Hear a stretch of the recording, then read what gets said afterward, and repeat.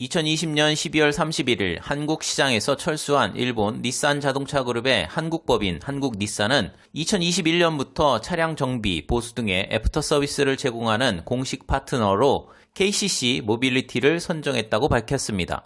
KCC 모빌리티는 지난 10년 동안 닛산 자동차의 한국 공식 딜러를 맡은 KCC 오토그룹의 산하기업으로 한국닛산은 브랜드 및 제품에 대한 높은 지식뿐만 아니라 고객에 대한 깊은 이해도 겸비하고 있다고 KCC 모빌리티 선정 이유에 대해 밝혔습니다.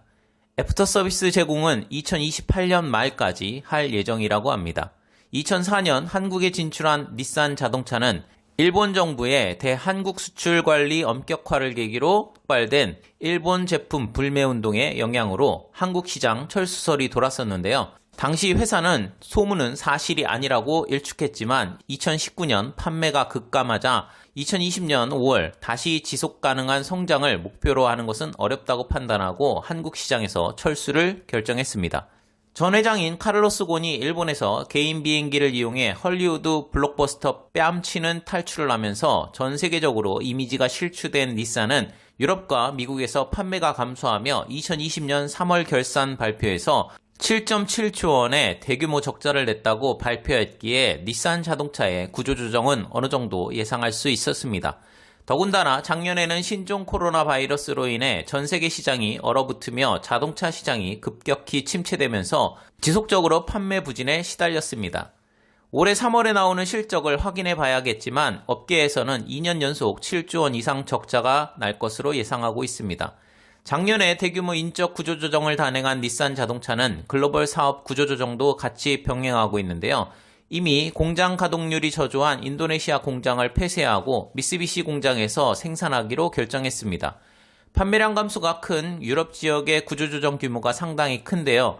올해 안에 동유럽 지역의 자체 판매망을 정리할 계획이며 스페인 바르셀로나 공장을 폐쇄하고 정리해고도 단행한다고 합니다. 또한 아빌라 공장을 물류 창고로 전환할 예정입니다. 영국 썬더랜드에 있는 공장도 영국의 브렉시트로 인해 폐쇄할 것으로 보입니다.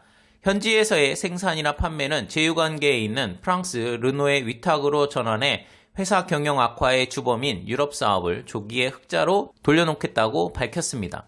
자체 판매망 정리는 헝가리, 폴란드 등의 동유럽을 중심으로 네덜란드 등 서구의 일부를 포함한 약 30개국이 대상이라고 합니다. 르노의 판매망이나 현지 수입업자와 협력하여 판매를 계속할 계획입니다. 프랑스에서 유럽 사업을 총괄하는 유럽 닛산은 판매 및 마케팅 업무 축소에 맞춰 인력을 감축하기로 했습니다.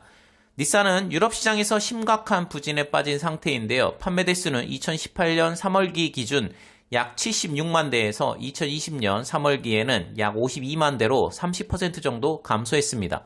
영업이익은 2018년 3월기 143억엔 흑자에서 2020년 3월기에는 290억엔 적자로 전락했습니다. 닛산은 르노, 닛산, 미쓰비시 얼라이언스의 경영 전략에 따라 일본, 북미, 중국에 집중할 것이라고 합니다. 막강한 토요타가 있는 일본 시장과 경쟁이 가장 치열한 미국, 중국 시장에서 과연 닛산이 살아남을 수 있을까요?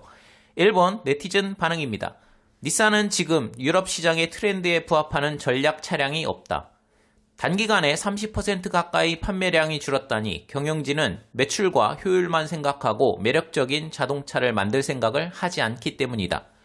지금 닛산 자동차를 타는 입장에서 지금 차에 불만은 없지만 사실 매력은 없다. 어마어마한 적자가 지속되는데 왜 도쿄증권 거래소 일부에 상장 유지가 되는지 궁금하다. 미쓰비시와 르노 판매망을 통해 판매한다면 좋은 거지만 일본 시장은 하향세, 중국은 국가정책에 좌지우지되고 미국 시장은 다른 일본 업체와 비교해도 떨어지는데 힘들지 않을까? 유럽의 일본 차는 독일 빅3와 한국 기업에 끼인 샌드위치 신세, 독일 차들을 이길 만한 강점이 없고 한국 기업에는 비용 경쟁력이 없다.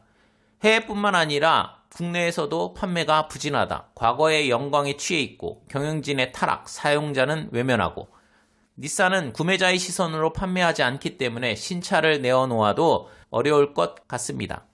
닛산의 추락은 앞으로도 계속될 것이다.